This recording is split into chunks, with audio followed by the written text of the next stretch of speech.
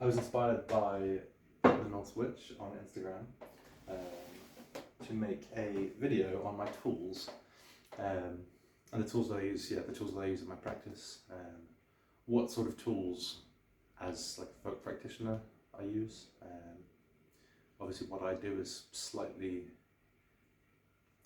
a blend of more typically Icelandic stuff, and then pretty heavy influences of Christian magic and mysticism, ceremonial magic, bits of stuff like that in there.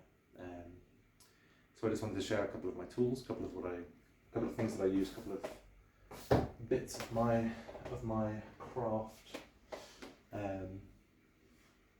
in a fun video format. Obviously, I'm not as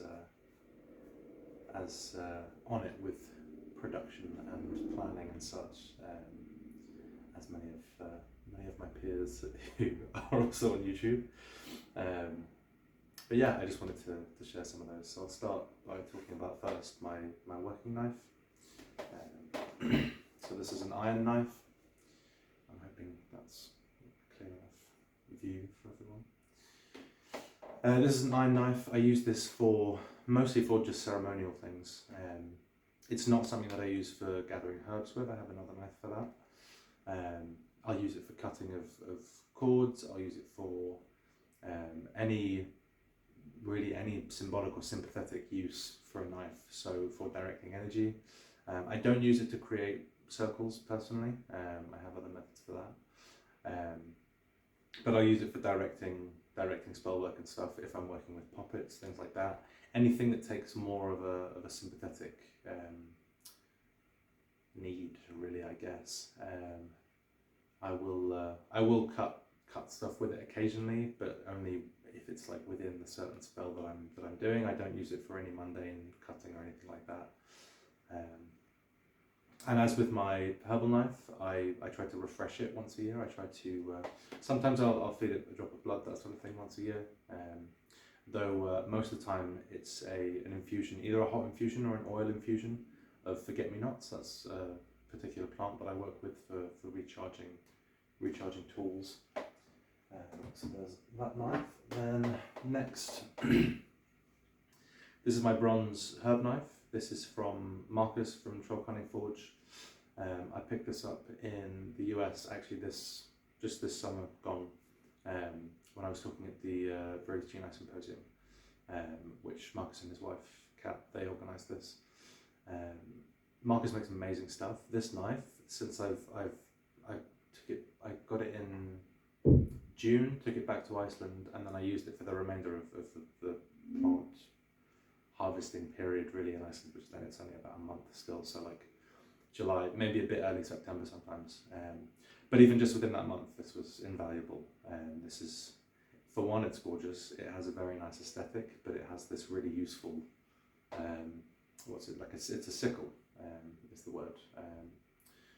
So it has this shape that makes it just easy to hold the plant and just like nick the stem and harvest things. This one, when I took it home, I consecrated it in the day and hour of Venus. I used a Venusian prayer over this to consecrate it. When I'm gathering certain herbs, if I have if one day I'm gathering, let's say, roses, and another day I'm gathering something like Angelica, I'll say different prayers over this knife to the primary planet of that plant. So when I use it for gathering Angelica, I'll say a solar prayer over it in the solar hour. I tend to, as well, I'll use it on the certain day that I'm harvesting certain plants based on their primary planetary alignment, association, virtue. So yeah, for Angelica on a Sunday, I would pray a solar prayer over this, gather the Angelica then on that Sunday. Ideally in the hour of the sun, although the day for me is more important than the hour often, unless it's like something I really need quickly, and then I'll work with the hour of the day. Yeah, then for gathering roses, I would be on a Friday gathering them, speaking a prayer of Venus over this, and it's consecrated to Venus anyway. It's bronze, so it fits very well with Venusian work and Venusian herb gathering. So that's my second tool. then, as with the more sort of Christian aspects of my practice, I do have a rosary. It's made of bone. I use this for reciting the Paternoster. I use this for, really any of the more Christian prayers that I work with. I'll hold this. I'll work it also for protection. I'll carry it. I tend to keep it on me when I'm going out to do certain things. Not so much for harvesting herbs, but if I'm going to be, I don't know, inspecting some area where maybe there are spirits that are causing problems, or if something needs to be exorcised, I will have this with me. I've only ever prayed this rosary fully once. It was my grandfather's, and I prayed this on his deathbed actually, when he gave it to me before he died. So that's one other reason why it's very special to me. One other reason why I utilise it a lot in what I do. I think that's about as far into Christendom as I tend to go, other than using various circles and Solomonic seals and things like that. More formal, high magic stuff. I sometimes will wear the rosary if I'm doing some sort of conjuration in a circle, that sort of thing. And my other tool in that sort of same regard, more for pagan aligned stuff, more for land spirit sort of things, is my amber. So I wear this. This one I picked up this year from a friend at Bente at the Historical Tattoo Fest. But I mean, I wear amber all the time. I always have at least like a tiny little amber necklace on at all times. Amber's just very special to me. Obviously it has all of the associations and spiritual power relating to Freyr, relating to the vulva. There's all the aspects of the more sort of Nordic aspects of my practice. This comes in with this. I wear this when I'm harvesting as well. I tend to try to wear this. It's pretty big, but it is lovely, and it even sounds nice just the way that it moves. When I'm more in ceremony within the Icelandic tradition that I'm part of, this is what I'll wear. We have much more of a connection with Freya, but then also with the Virgin Mary as Maria Freya, as this sort of synthesized Mary Freya deity that we work with here, which I talk quite a bit about. I talk a bit more about it in my second book in Icelandic Folk Magic. So if you're interested in that, then check that out. But yeah, so it's really this is the more pagan vibe. This is the more Christian vibe, but I will wear them together as a dual faith practitioner. Really, in many ways, I'll wear them together. And then I have my rowan berries. This one I made a few years ago, but this one I wear pretty much anytime I'm out in the nature, anytime I'm anywhere where there might be spirits that are maybe not so friendly. So in winter in Iceland, much more often than in summer, I will wear this when I go out for walks. It's also fairly discreet in that it's not, I mean obviously not when I have it out, it's not discreet, but it's fairly discreet in that I can just tuck it into whatever I'm wearing and you can't really see it, so that's nice. Just another layer of protection to wear when it's needed, wherever I am and whatever I'm doing. So that's another one. And then I wanted to talk quickly. One thing that's quite special to me that I use now really only for writing staves. I have a sea eagle quill, a feather that I was given.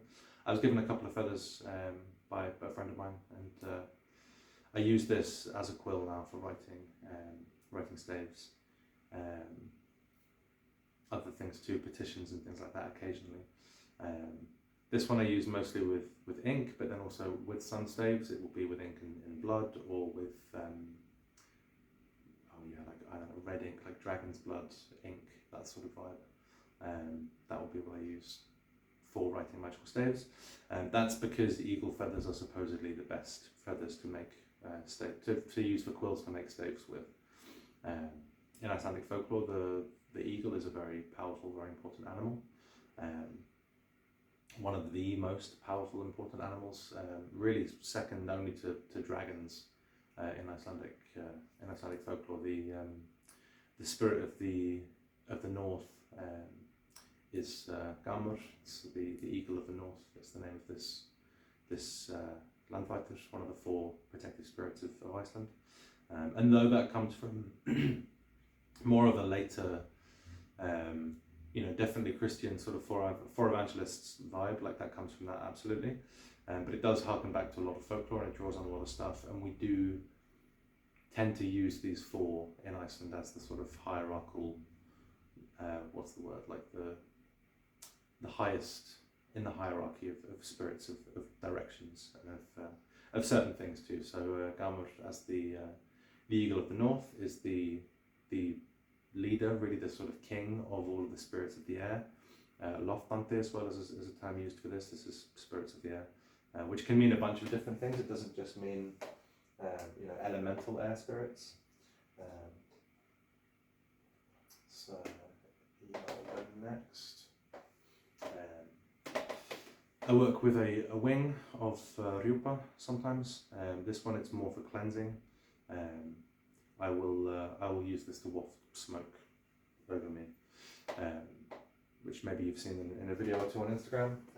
This is just a wing of a bird that is there's interesting folklore in that it's sort of known for purity, but it's also known for impurity, in terms of its one of the only, well, I think the only bird. The mythology from Iceland, the folklore, is that it's only like the only bird that when the Virgin Mary gathered all of the birds to her to get them to tell her who loves her, and sort of prove their love.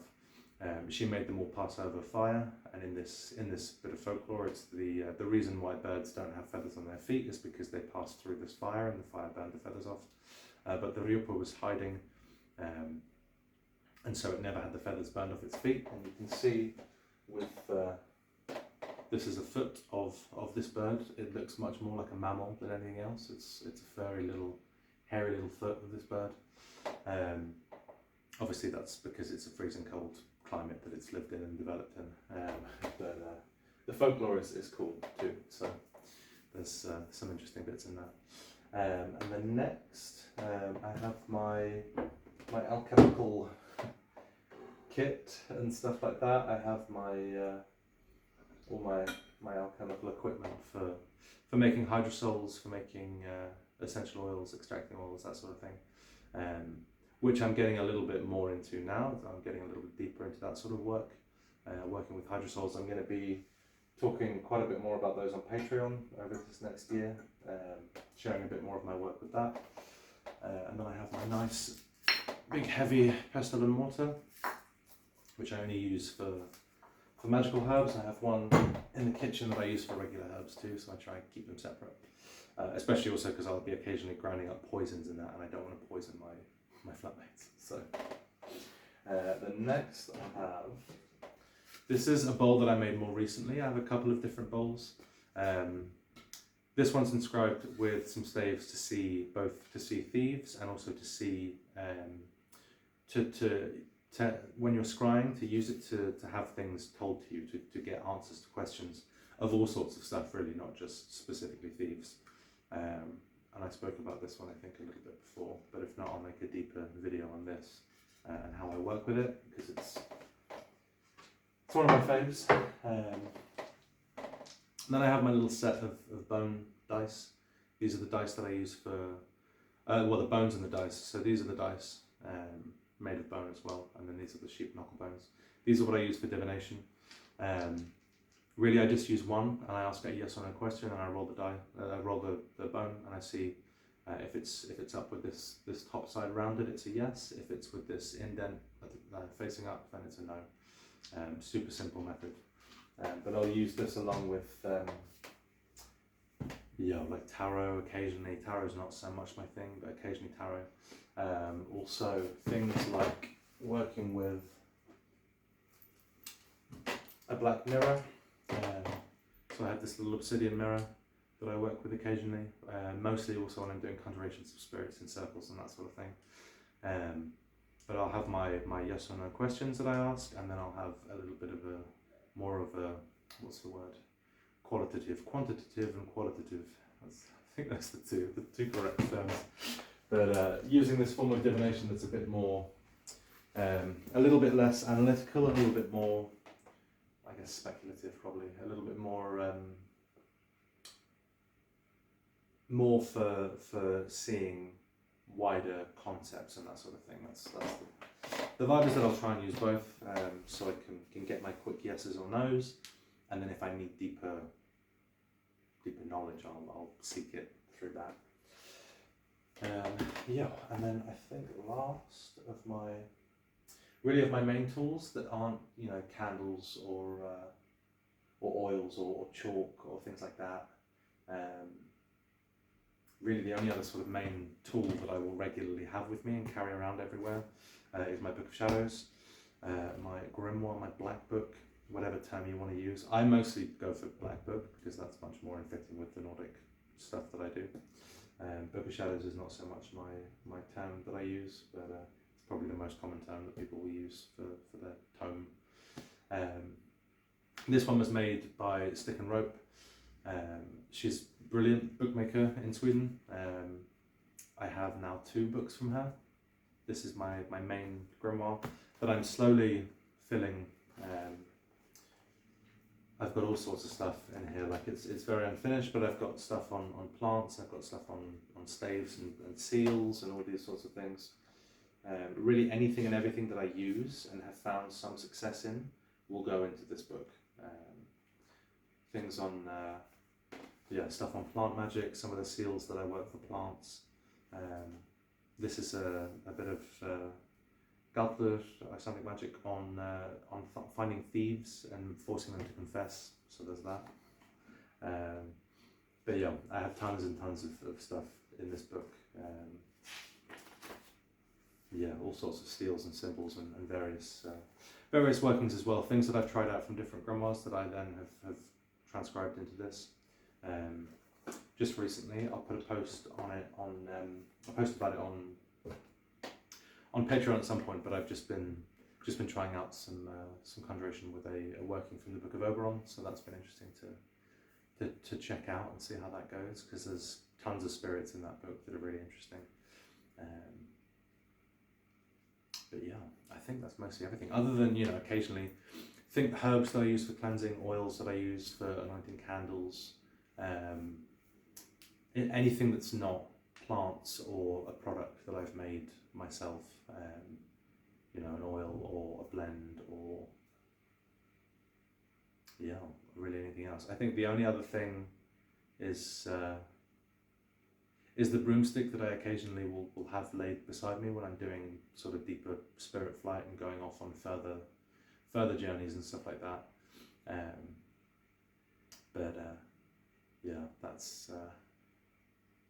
That's not something I'm using so commonly all the time, so it doesn't make the cut of the most commonly used tools that I have.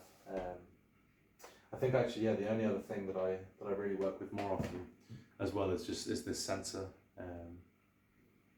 and I like it because it's pretty and it's practical, and that's really it. But okay, cool. So that was just my quick video, really an answer to Bente, to the Norse Witch's video that she's just made, to share some of my tools. So I hope that was interesting. Definitely not as high production value, but it's not my forte. So so thank you very much for watching.